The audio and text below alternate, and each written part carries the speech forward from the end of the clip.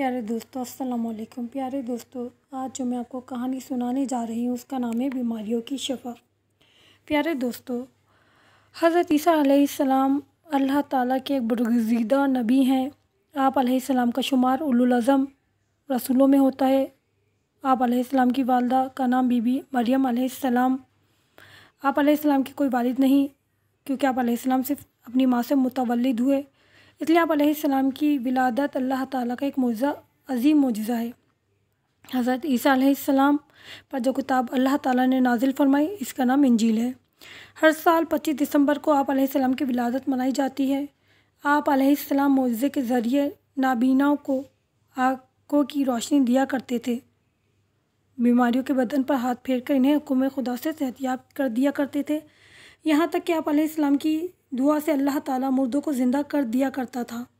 ایک بار آپ علیہ السلام کا گزر ایک شخص کے قریب سے ہوا جو نابینا تھا، جذام جیسے خطرناک مرض میں مبتلا تھا۔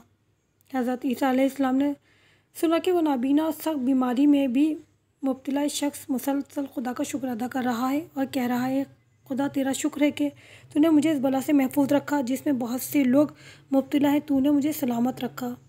حضرت عیسیٰ علیہ السلام نے اس سے پوچھا، ایسی کون سی بلا رہ گئی ہے جو تجھ پر نازل نہ ہوئی؟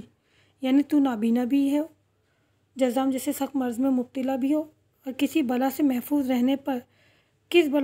رہنے پر خدا کا شکر ادا کر رہے ہو؟